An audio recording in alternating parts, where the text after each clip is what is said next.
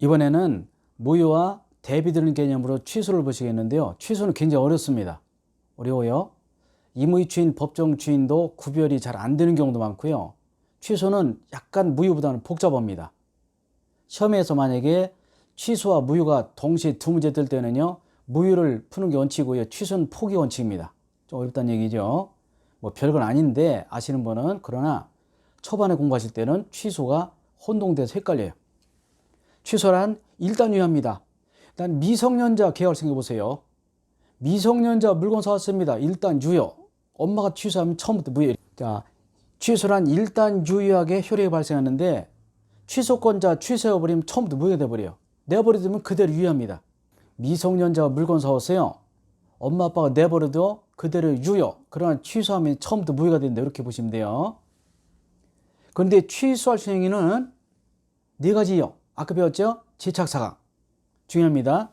제한능력 누가 있었나요? 미한성, 미성년자, 피한정 의견인, 피성년 의견인. 나머지 배웠죠? 착오 109조, 사회강박 110조. 취소는 아무 때나 할 수 없어요. 네 가지밖에 없습니다. 취소하는 경우가 제착사강이고, 자, 취소할 수 있는 법률에는요, 일단 유효. 취소하기 전까지는, 그러나 취소하면 처음부터 무효가 되어버리고 추인하면 그대로 유효합니다. 1, 2, 3번은 제가 오랜 동안의 강의를 통해서 제가 정리한 것입니다. 사실 취소의 뼈대가 여기 있습니다. 1, 2, 3번 별표한 거. 취소할 수 있다. 네 가지. 아무 때나 취소하지 못해요. 제착사강. 자, 취소할 수 있다. 그러나 취소하기 전까지는 일단 유효. 취소하면 처음부터 무효. 추인하면 그대로 확정 유효가 된다. 이게 굉장히 중요한 개념이기 때문에 이거를 처음부터 이해하시기는 어렵습니다. 잘 읽어보시고. 굉장히 중요한 개념이죠. 제가 조금 전에 말씀드렸죠. 제가 강의 20년 하면서 이게 뼈대더라. 이게 혼동이 되면 안 돼요. 하여간 요약집을 최소한 3번 이상 반복하셔야 되고요. 한 번 보고 점수 안 나왔다. 그럼 보나마나 그런 거냐. 그런 건 소용없어요. 처음에는 우리가 시간이 걸리지만 2번, 3번 보시게 되면요, 시간이 엄청 절약되고 나중에는 하루에도 민법 다 뜰 수 있어요. 특강 그렇게 하잖아요. 하루에. 자, 취소할 수 있는 경우는 4가지밖에 없다. 제착사강. 취소하기 전 일단 유효하다가 취소하면 처음부터 무효되고 추인하면 확정 유효가 된다. 꼭 알아두시기 바라고요. 자, 취소의 경우를 또 제가 정리 또 해놨습니다. 절대적, 상대적. 우리 얘만 배우고 얘는 안 배우거든요. 제착사강 중에서 얘는 안 배워요. 다만 미성년자의 경우는요, 특히 미성년이 있죠. 미성년자의 계약은 누구에게나 대항할 수 있어요. 우리가 피한정 후견과 피성년 후견은 보기 어렵다고 그랬잖아요. 여기는 능력이 부족, 여기는 결여잖아. 일단은 미성년자 계약 취소는 누구에게나, 다시 말해서 그 사실을 모르는 자, 뭘 몰라? 미성년자라는 것을 모르는 자도 미성년자가 취소하면 당해요. 이유는 다른 거 없고 미성년자를 보호하자, 그런 취지에서 이렇게 법이 되어 있습니다. 그런 것을 절대적 취소라고 해요. 그러나 상대적 취소는 다 배웠어요. 몇 가지? 3가지. 착오, 사회강박. 취소는 그게 4가지가 있다.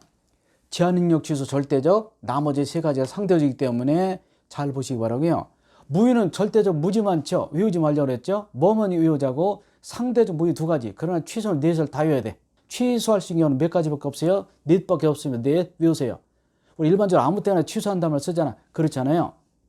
해제의 경우는 오히려 여러 경우가 있는데 취소는 4밖에 없어요. 그 말은 쉽게 말하면 취소의 경우는 법정 취소는 있어도 약정 취소가 없어요. 특이하죠. 그래서 취소가 좀 어렵습니다.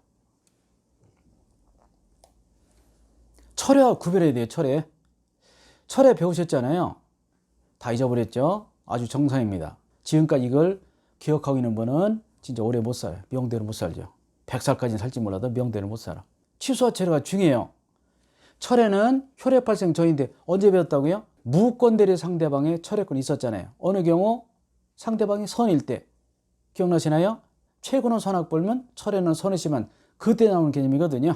철회. 취소는 일단 유효. 취소하면 처음부터 무효. 그러나 철회는 효력 발생하기 전이다. 차이가 있어요. 그래서 철회는 효력 발생하기 전이고요. 취소는 이미 효력 발생한 것이다. 다르죠. 굉장히 차이가 있어요.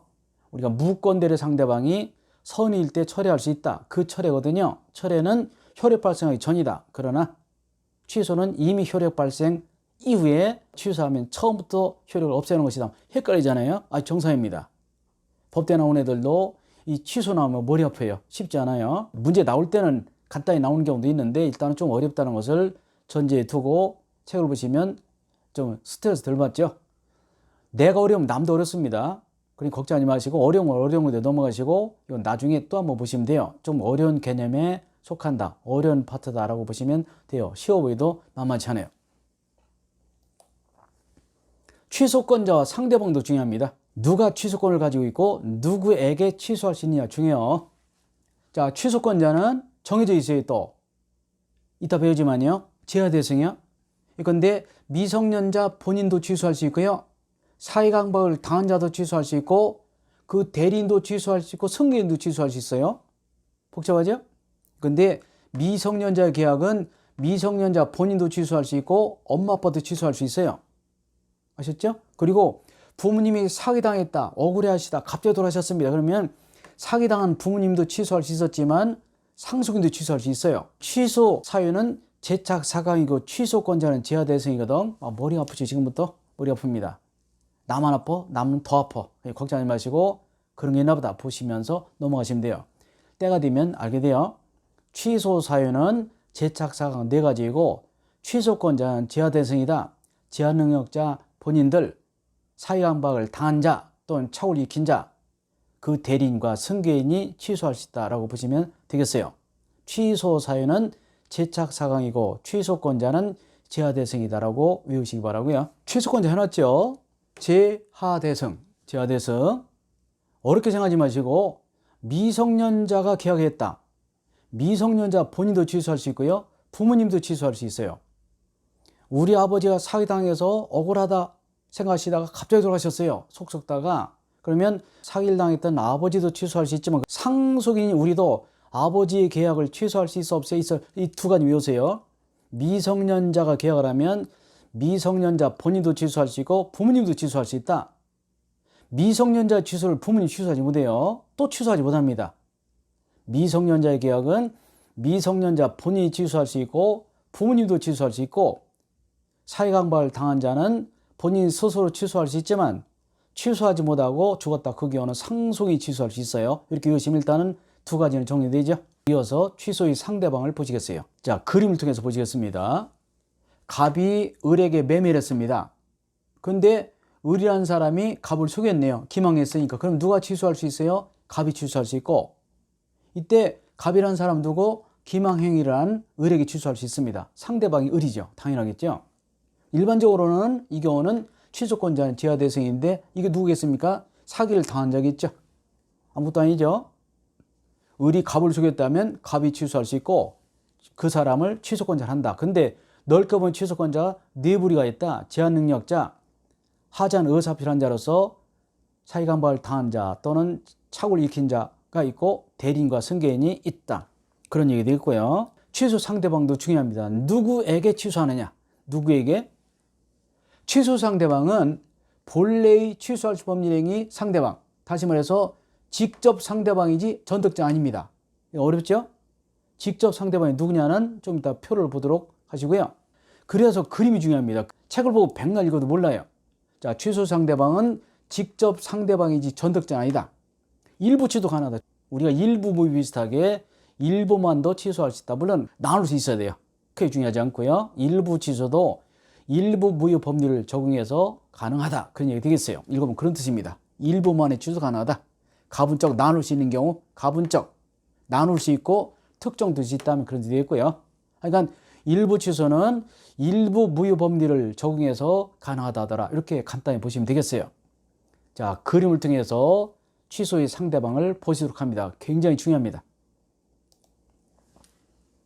취소 상대방. 예컨대 미성년자 계약을 했네요. 취소권이 생겼죠. 미성년. 아무 때나 취소할 수 있고 얘는 절대적 취소야. 상대방이 몰라도 보호받지 못해요. 이것은 미성년자에게 어떤 특권을 준다기보다는 자라나는 미성년자를 보호하고 성인들이 손해보자 그런 뜻입니다. 자, 미성년자 계약을 했으면 얘는 취소할 수 있죠. 을과 계약을 했어요. 근데 갑이라는 친구가 뭘 을에게 팔았다 그래봐? 그럼 을이라는 사람이 직접 상대방인데 을이 병에게 또 팔았어요? 얘 전득자라고 그래요. 근데 문제는 의리한 친구가 갑이 미성년자이면 알 수도 있고 모를 수도 있겠죠. 어찌됐건 알든 모르든 간에 절대 취소니까 미성년자가 계약을 했습니다. 그러면 의리한 친구가 벽에 또 팔았어. 그렇다 하더라도 갑이란 친구는 누구에게 취소하면 되죠? 을에게 취소하면 되지 전득자는 대상이 되지 않아요. 항상 뭐죠? 계약 당사자 을이 끝납니다. 중요합니다. 미성년자가 취소권자 계약을 했어? 그러면 취소 상대방 누구라고요? 직접의 상대방 을이지 전득자 아니라는 거. 전득자는 뜻이 뭐라고요? 이전하에 취득하였다. 그런 이전하에 취득하였다. 그런 얘기가 되겠습니다. 취소 상대방은 전득자는 아니다. 직접 상대방 뿌이다라고 보시면 되겠습니다.